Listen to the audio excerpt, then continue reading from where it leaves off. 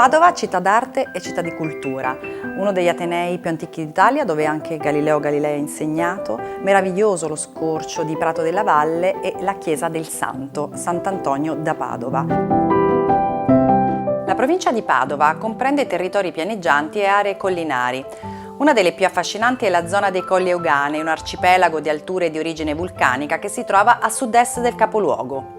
Sui Colli Euganei la coltivazione della vite ha origini antichissime. In particolare l'uva glera, che dà origine al Prosecco DOC, pare sia stata qui introdotta 2000 anni fa da Livia, la moglie dell'imperatore Augusto.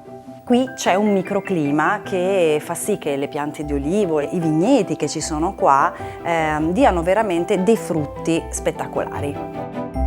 Qui abbiamo la fortuna di avere un ambiente sempre molto ventilato, no? Ma anche quando ci sono quelle grandi giornate di affa, le foglioline degli alberi si muovono sempre e ti dà sempre un senso di benessere. Questa temperatura ci consente di fare degli ottimi bianchi.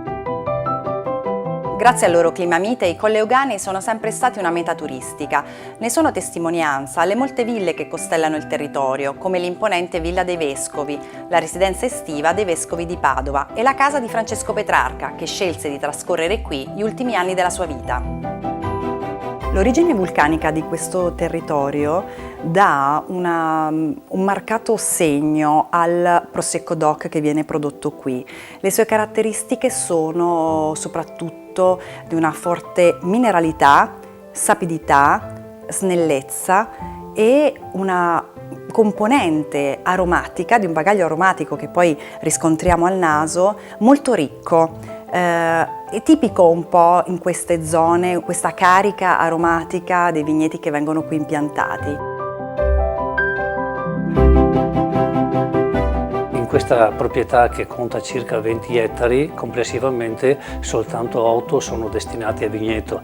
Ne abbiamo un paio di ulivi, poi abbiamo i nostri prati e soprattutto boschi. I Colli Euganei e la città di Padova sono assolutamente da visitare. Bellissimo poter anche conoscere e apprezzare Padova seduti semplicemente in uno dei bar delle tante piazze e godersi lo spettacolo con un calice di Prosecco DOC.